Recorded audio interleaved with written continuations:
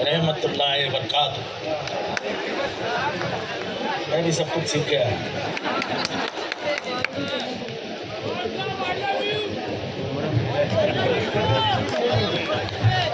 I love Bhiwandi. मैं तेरे को अकेले तो नहीं बोलूंगा। आज मेरे मित्र और भिवंडी लोकसभा सीट के लिए इंडिया अलायंस के उम्मीदवार भाया मामा के लिए मैं यहाँ आया हूँ। मैं आया हूँ भिवंडी शहर के लिए, क्योंकि भिवंडी शहर का के तकदीर में क्या लिखा है और हम क्या लिखने जा रहे हैं, वो हमारी जो मनीषा है, मनोकामना है, वो पूरी करने के लिए हमने भाया मामा को लाया।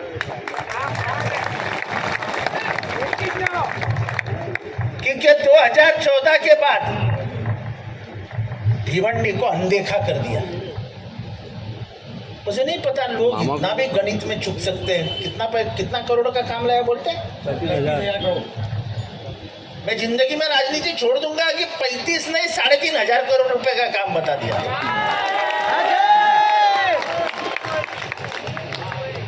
हाँ, पैसा लाया। बाले मामा को मालूम है किधर किधर से पैसा लाया। ये अलीबाग कॉरिडोर से पैसा आया हो ना मामा, समृद्धि से पैसा लाया, बुलेट ट्रेन से पैसा लाया। प्रोजेक्ट मालूम थे कौन सा प्रोजेक्ट किधर से जाने वाला है, जमीन को 4 गुना भाव मिलने वाला है, उधर ये मुंह पहुंच जाते थे, बराबर पहुंच जाते थे। कितने झूठे कागजात बनाए, सब खोलेंगे अभी तो मौका मिलेगा ना बात करने का। अभी तो सब खोलेंगे। ये बाले मामा उम्मीदवार डिक्लेयर हो गया इंडिया अलायंस का। अब तभी तो ऑफिशियली भी अनाउंस नहीं हुआ था। ये पेपर वाले, ये इधर मस्ती करने वाले रहते ना, ये 2-4, इन्होंने नाम चला दिया, बाले मामा को टिकट मिल गया।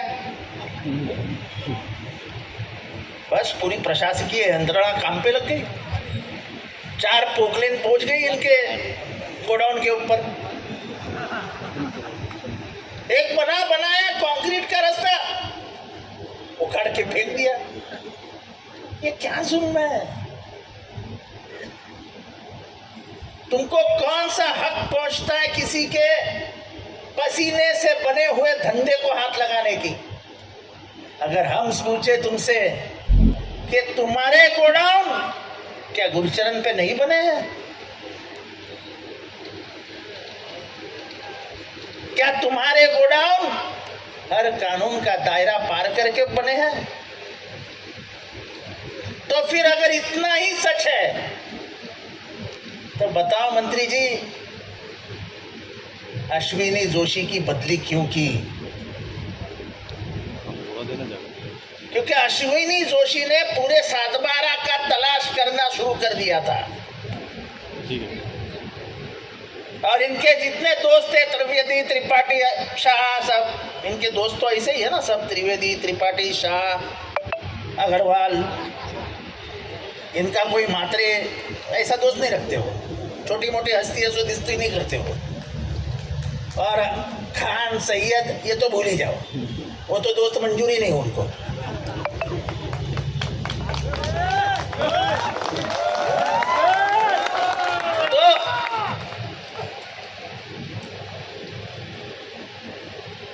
मैं अगर मंत्री रहता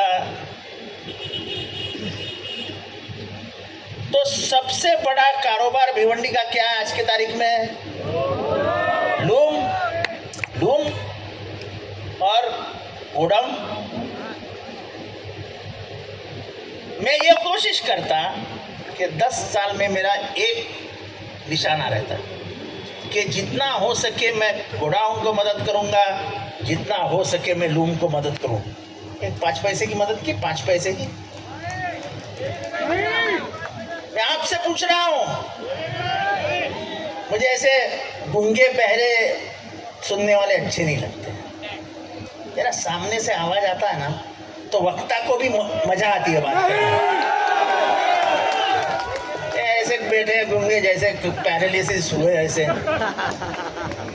अरे तुमसे पूछ रहा हूं, तुम्हारा दुख दर्द हमें और दर्द देगा, हम और जोर से उठ जाएंगे। ये देश में जो माहौल है, कल ही अमित शाह जी ने भाषण किया ना कि मुसलमानों के जितने आरक्षण है सब रद्द कर देंगे, मदरसे जितने बंद कर देंगे। अरे भाई इतना गुस्सा क्यों होते? अरे ये वतन पे जितना तुम्हारा हक है उतना सभी का हक है ना। ये किसी के बाप का हिंदुस्तान थोड़ी है। अरे सभी के खून ने इस जमीन को सींचा है, तो तुम क्या हमारी तकदीर की रेखा भी खींच लोगे क्या?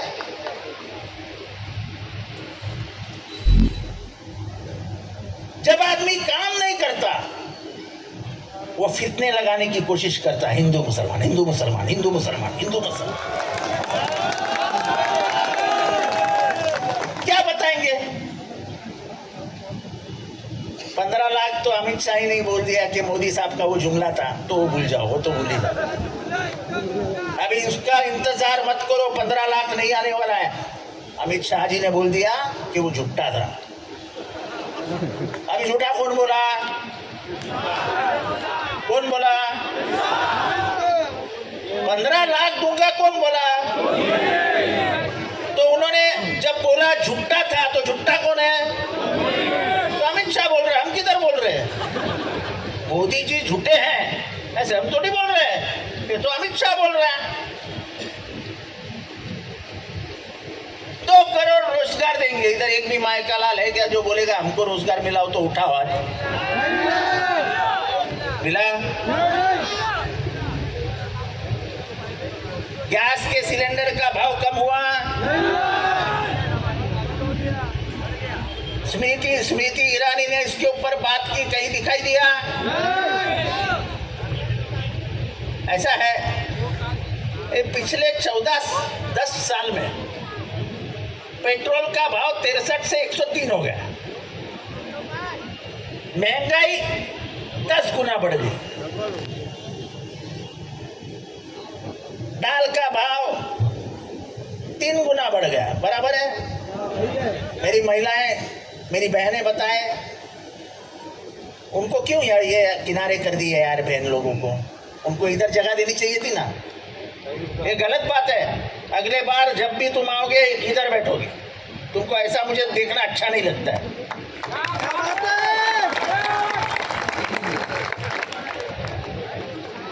तो सत्ताधारी करके जब सत्ताधारी पक्ष काम करता है, तो उन्होंने पिछले जमाने में जो वायदे किए थे वो पूरे करते हुए नजर आने चाहिए। एक भी वायदा पूरा नहीं किया। तो ये बात तो बिल्कुल सच है कि आंदोलन में उनका कोई हाथ नहीं पकड़ सकता है। और हमने ये, आप पिछले वजीर थे, मंत्री थे, भेज देते हैं। पर आपको तो शौक बड़े है ना।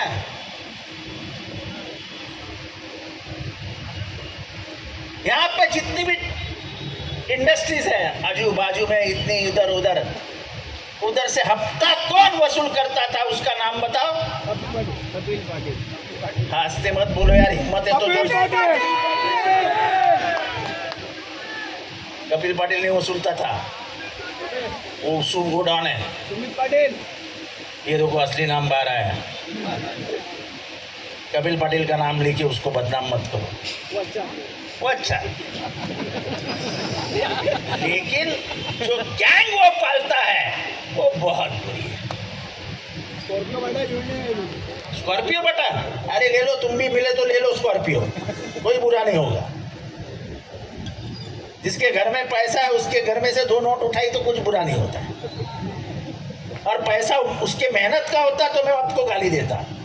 ये तो तुम्हारे से ही जमा किया हुआ पैसा घर में रखा है।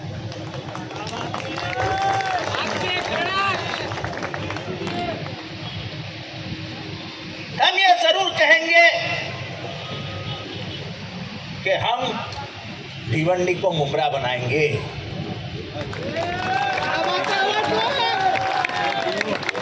बुमराह बदला कि नहीं बदला? रास्ते अच्छे हुए कि नहीं हुए?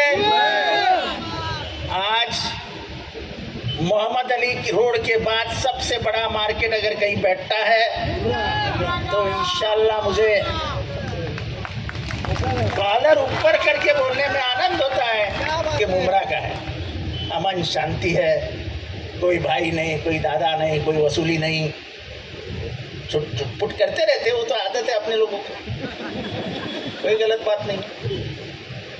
लेकिन जो बुमराह का बदनाम नाम था शान से पूरे भारत में लिया जाता है, खुशी है मुझे। एक बैंक नहीं थी 2002 में, आज 11 बैंक है, 11 बैंक। एक एटीएम मशीन नहीं था, आज 20 से 21 एटीएम मशीन है। और काम सिर्फ बुमराह में नहीं हुआ, कलवा में भी हुआ। हम बात जब सेक्युलरिज्म की करते हैं, मौजूदा हालात को देखते हुए, आप तो सेक्युलरिज्म का नाम ही हटाने की कोशिश कर रहे हैं। आपने हटाया। जब पर्चियां बांटी गई थी नए संसद भवन में, जब उन्होंने कॉन्स्टिट्यूशन का पहला पन्ना बांटा तो उसमें से सेक्युलरिज्म का नाम ही निकाल दिया था। जब बवाल खड़ा हुआ तो फिर जाके बोला प्रिंटिंग मिस्टेक हो गई। इनके दिल में जो है वो प्रिंटिंग मिस्टेक थी, क्योंकि ये इस देश को सेक्युलर रखना नहीं चाहते। मेरी महिलाएं यहाँ पे बैठी है, पूरे भिवंडी के महिलाओं को जाके बोलो, जिस तरीके का व्यवहार मेरे मणिपुर के बहनों से हुआ था, जब उसको नंगा रास्ते पे घुमाया था, उनके ऊपर अत्याचार रास्ते पे किए गए थे, जब महिला चिल्ला रही थी, ये तो छोड़ दो कि प्रेस वाले बता भी नहीं रहे थे।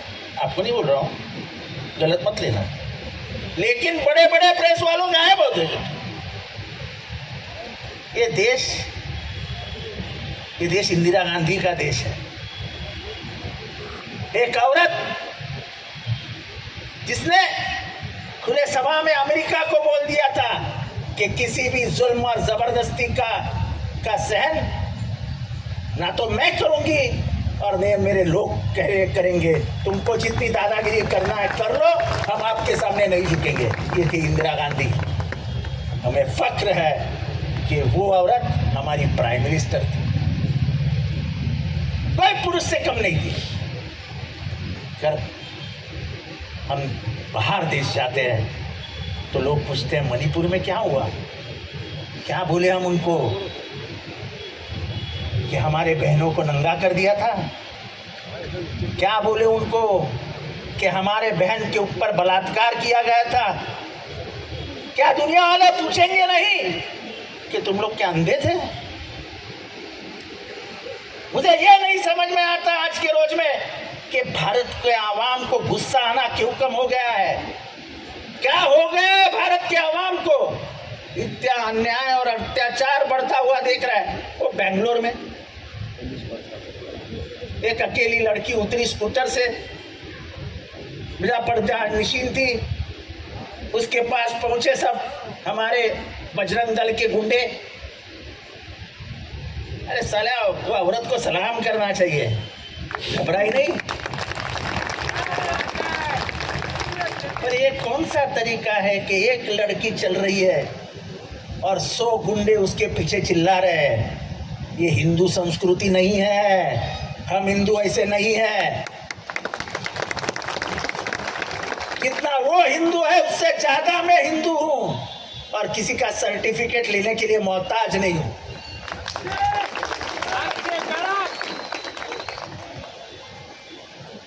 तुम क्या करना चाहते हो इस देश में?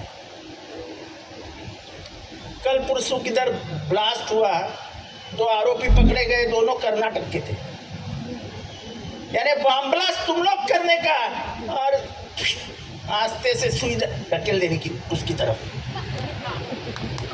दोनों पकड़े गए, दोनों कर्नाटक के ऊपरी क्लास के, ऊपर कास्ट है ना हमारी एक अपर कास्ट, उसके संबंधित लोग पकड़े गए। ये कैसे होता है? मोदी जी को ये टोपी पहनाई गई, किधर कोई हमारी टोपी, ये टोपी इधर, टोपी ना, ये टोपी मैं तो ऐसी पहन लेता हूं।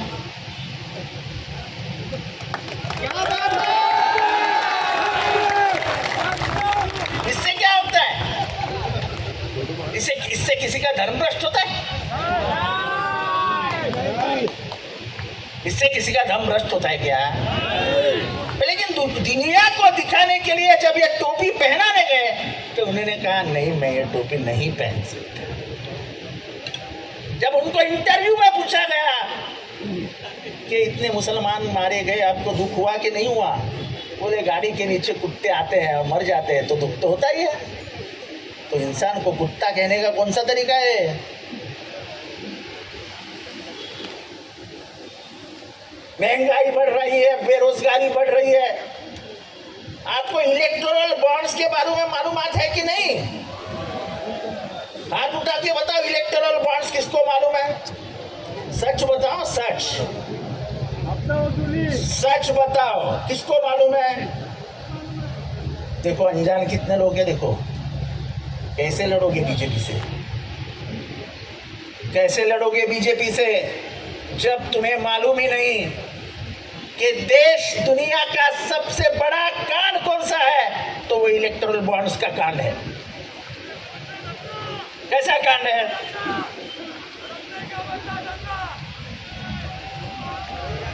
कैसा कांड है ये?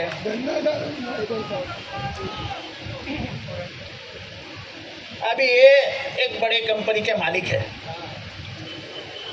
इनके गले में डाल दिया फंदा। देखो ऐसा हड़बड़ाने लगे ना,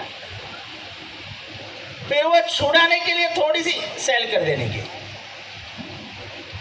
फिर वो पूछेंगे अरे छोड़ दो ना भाई, तो बोलेंगे तेरा धंधा क्या है? तो वो ये बोलेंगे मैं रास्ता बनाता हूँ। तो बोलेंगे ये ले तुझे 10,000 करोड़ रुपए का रास्ता देते हैं, ये भी खुश। तो ये बोलेंगे हाँ हाँ दे दो ना साहब, मैं आपको 1,000 करोड़ रुपए आप भी दे देता हूँ।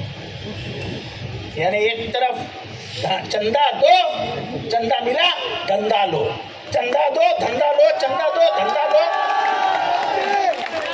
अरे देश बेचने का काम कर रहे थे। हमारे थाना में और तुम्हारे भिवंडी के नजदीक ब्रिज बना है, रास्ता बना है समृद्धि, उसमें कॉन्ट्रैक्टर है मेगा इंजीनियरिंग, उसको 14,000 और 15,000 का काम मिला। ये 15,000 का था, थाना का 14,465 करोड़ का था, ये 15,500 कुछ करोड़ का है। ये दो काम मिले, उन्हें धंधा ले लिया और 1,000 करोड़ रुपए का चंदा दे दिया। ये तो ऑथोराइज्ड करप्शन हो गया। अब मुलाकात देते हैं तो मोदी जी कहते हैं हमने कैसे ट्रांसपेरेंसी रखवाई थी, ये देखो। अभी लोगों को नहीं समझता है कि मोदी जी 30 अक्टूबर को जब तुम्हारा वकील कोर्ट में गया था पहली बार, तो तुमने इंग्लिश में यह कहा था कि if the country talks about electoral bonds and they are opened, it will create commotion in the country. Commotion का मतलब क्या है? हाहाकार, यानी बेदिली मच जाएगी। अगर हम इलेक्टोरल बॉन्ड्स की मालूमात खोल देते हैं तो बेदिली मच जाएंगी। क्या बेदिली मच जाएंगी? आप लोगों से क्यों छुपाना चाहते थे? अब जब आप कह रहे हो कि हमने ही वो ट्रांसपेरेंसी करवाई, तो फिर आप छुपाना क्यों चाहते थे? फिर उस दिन पहले बार उन्होंने 15 दिन की तारीख मांग ली। जब 15 दिन हो गए तो दूसरी बार आए और कहा और 15 दिन चाहिए। सुप्रीम कोर्ट ने सख्त कहा 24 घंटा देते हैं, कोई बड़े कागजात नहीं है, लाके पेश करो।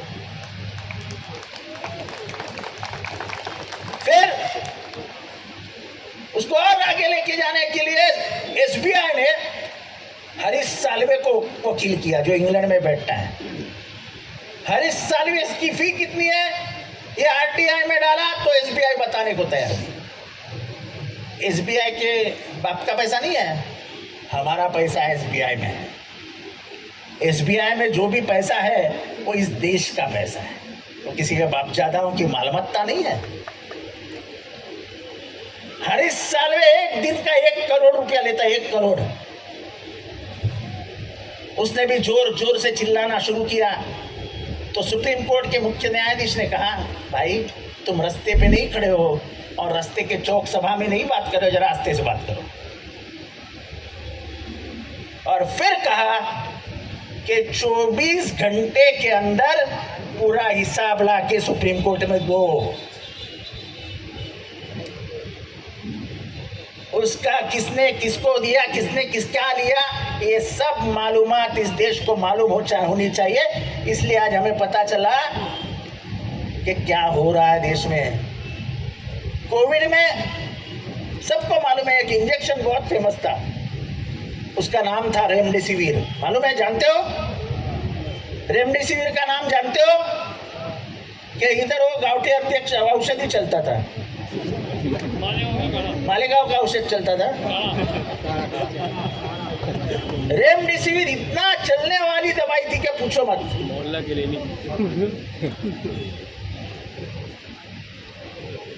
वर्ल्ड हेल्थ ऑर्गेनाइजेशन ने कहा कि इसको बंद कर दो, ये जानलेवा है। और भी कुछ हॉस्पिटलों ने कहा कि इसके अंदर फंगस है, बैक्टीरिया है, इससे मौत हो सकती है, मौत हो रही है। सुने नहीं। गुजरात के फूड एंड ड्रग एडमिनिस्ट्रेशन ने, एफडीए जिसको बोलते हैं, कोई केमिस्ट है क्या? केमिस्ट, उसको मालूम होगा एफडीए क्या होता है। उन्होंने उसको परमिशन दे दी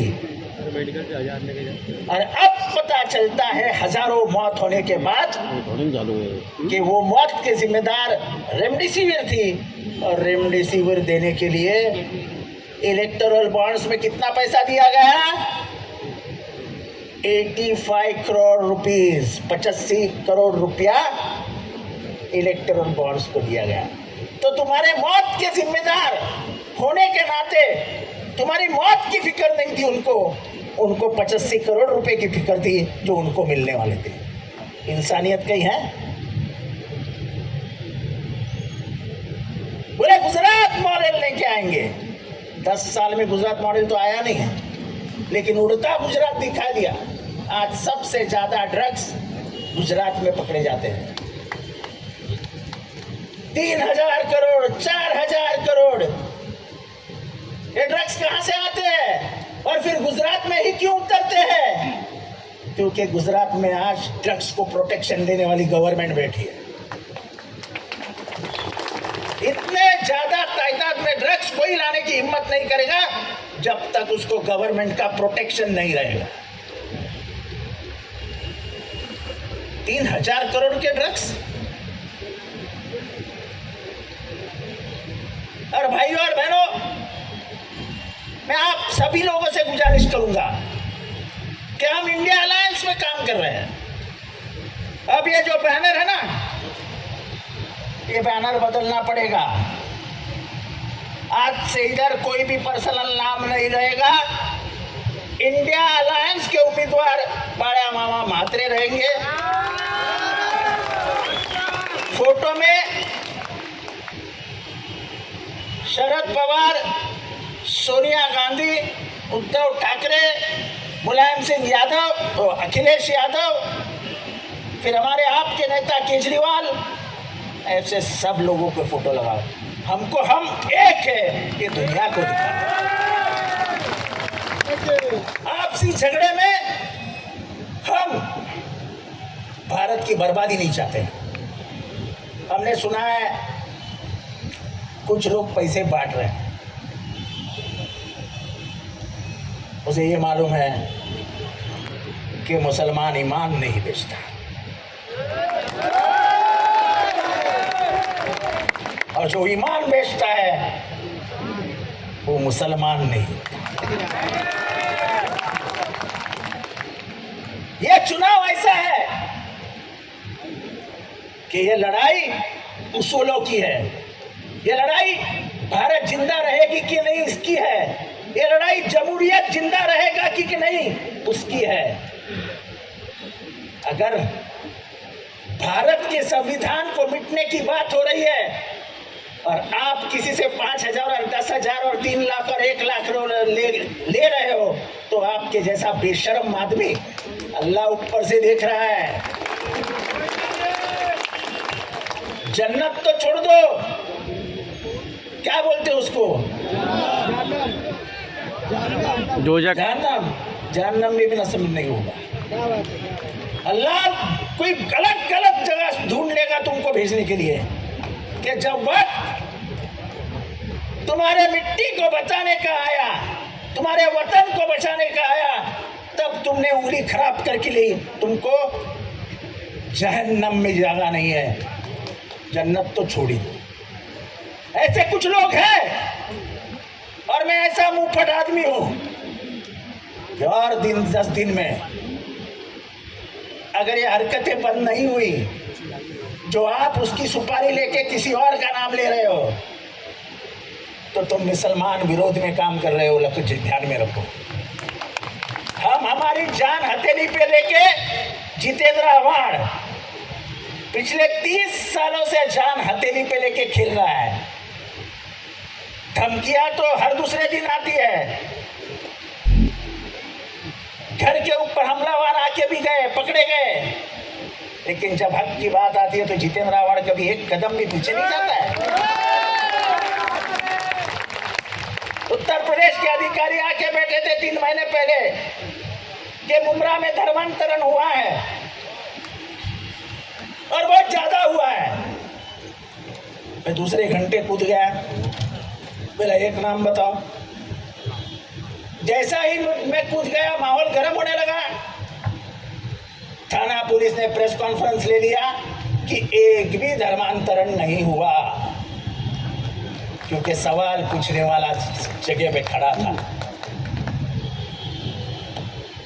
अकलियत के लिए लड़ने वाले सिर्फ अकलियत के नहीं होने चाहिए।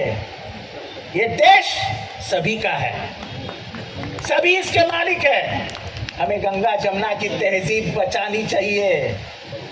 हम ना मुसलमानों को अलग छोड़ सकते हैं, ना हमारे दलित भाइयों को अलग छोड़ सकते हैं, ना हमारे ईसाई भाइयों को अलग छोड़ सकते हैं।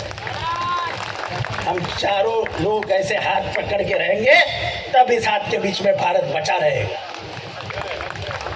अगर ये काम होता रहा तो 2047 का जो सपना तुम दिखा रहे, वो सपना ही रह जाएगा, तब तक देश टूट जाएगा। मैं तो हमेशा कहता हूं कि ईमानदारी किससे पूछे हो? मुसलमानों से। देश के प्रति प्यार है कि नहीं, उनसे सर्टिफिकेट मांगते हो। अरे 1947 में जब जिन्ना ने कहा कि तुम्हारे लिए पाकिस्तान बना है, तब इन्हीं लोगों ने कहा कि हम हिंदुस्तान में ही रहना पसंद करेंगे। और प्यार की दुनिया में कौन सी मिसाल हो सकती है? और प्यार की ऐसा है, 2-4 मुसलमानों ने कुछ किया तो सब मुसलमान उसका जिम्मा नहीं उठा सकते हैं।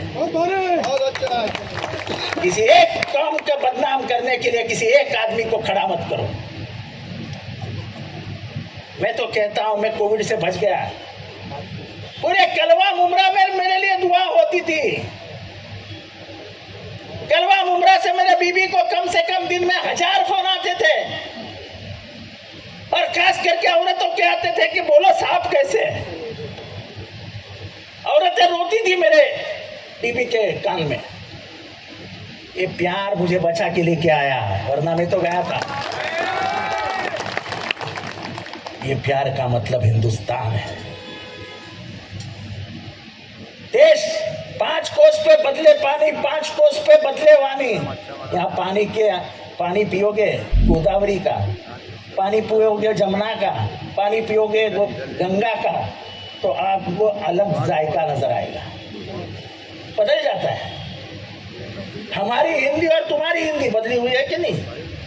हमारी हिंदी पे लोग हंसते हैं कि क्या हिंदी बात करता है यार, पर हमारी हिंदी है।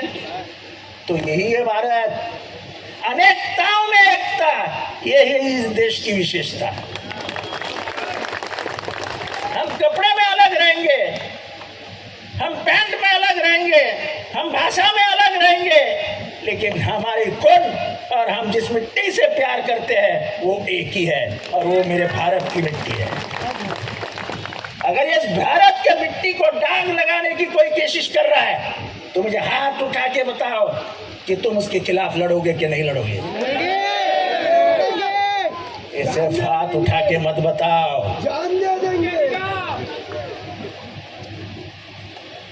सुबह 7 बजे जब टेबल लगता है ना, मैं भी मुसलमान एरिया से आता हूँ, मेरा हल्का 40% मुसलमान है और 60% हिंदू है। सुबह 7 बजे जब वोटिंग टेबल लगता है ना, तो 8:30 के पहले कोई वोटर आता ही नहीं है, क्योंकि हमारे लिए तो छुट्टी का दिन है ना। तो हम बीवी को बोल देते हैं रात को ही कि हम तो आज जरा आराम कर लेंगे, जरा गोश्त मंगवा लेना, अच्छा गोश्त बनवाना, बिरयानी बनवाना, हम दोपहर को खा के फिर वोटिंग को जाएंगे। फिर बीवी भी बेचारी क्या करेगी, अच्छी बिरयानी बनाती है, गोश्त का कोरमा बनाती है, अच्छी चपाती रोटी बनाती है और मर्द को खाने को देती है। मर्द खाता है, नीचे जाके पान खा के आता है और फिर सो जाता है, और सोने के बाद उसको 5 बजे दिखता है, 5 बज गए, अल्लाह भाग दौड़ के नीचे उतरता है क्या? नहीं, अभी जाने दो यार, टाइम हो गया। अगर तुम वोटिंग नहीं करोगे तो तुम्हें जमहूरियत में बोलने का कोई हक नहीं है, कोई हक नहीं है। तुम्हें सरकार के खिलाफ बात करने का कोई अधिकार नहीं है, क्योंकि डॉक्टर बाबा साहब अम्बेडकर ने तुमको वोट दिया है सरकार चुनने के लिए।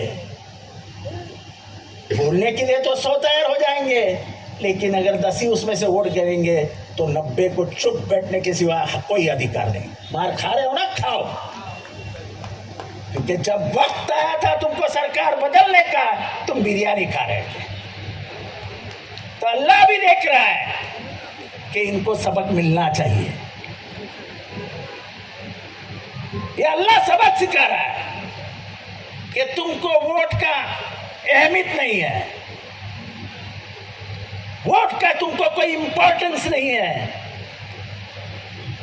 अरे अगर 80% लोग भिवंडी से उतर गए सुबह, अगर बीबी तय कर ले, बीबी का काम है, मर्द तो कभी नहीं करेंगे। अगर बीवियों ने तय कर लिया कि मेरे मर्द को 6 बजे उठा के फजर का नमाज पढ़ा के बोल दूंगी कपड़े पहनो और जाओ वोटिंग।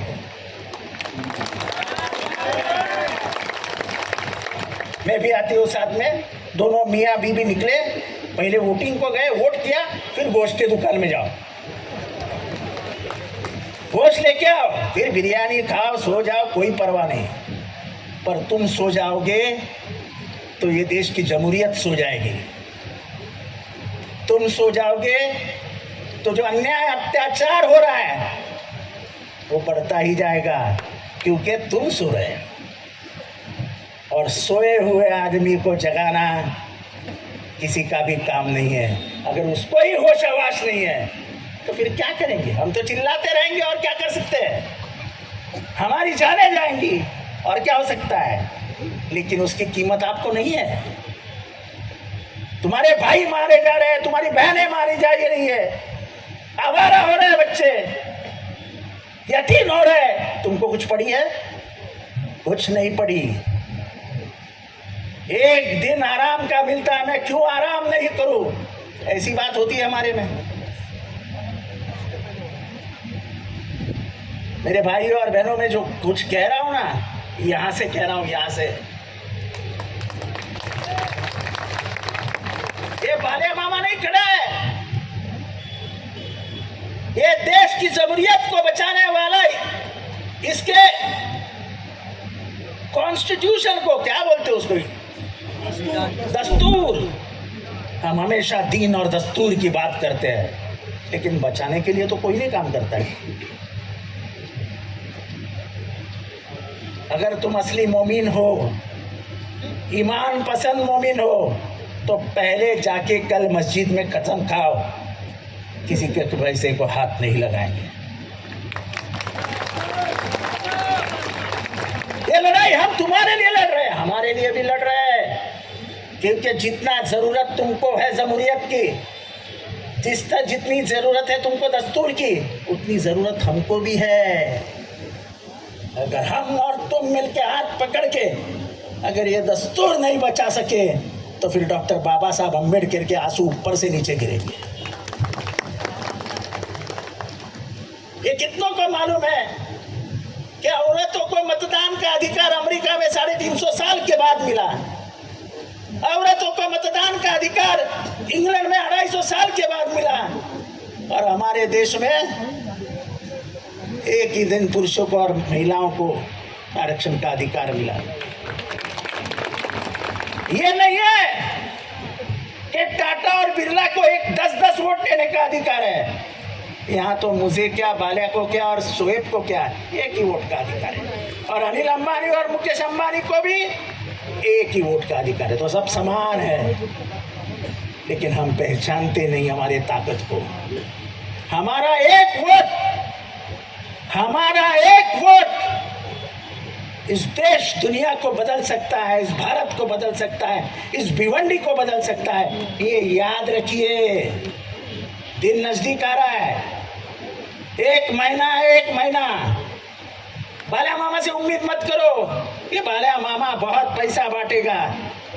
पैसे से आदमी नहीं खरीदा जा सकता है, उसका ईमान नहीं खरीदा जा सकता है।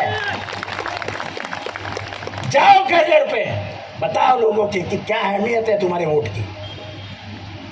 उस दिन उठो, कोई उठाए नहीं उठाए, 7 बजे तुम सबके घर में पहुंच जाओ, टांग टांग टांग टांग टांग। एक शोएब भाई, सब बच्चे लोगों को एक तुतारी दे दो, तो आके 6 बजे से ये अपने घर के नीचे तुतारी बजाते रहे, सब जाग जाए, खिल्ली नीचे उतर जाए।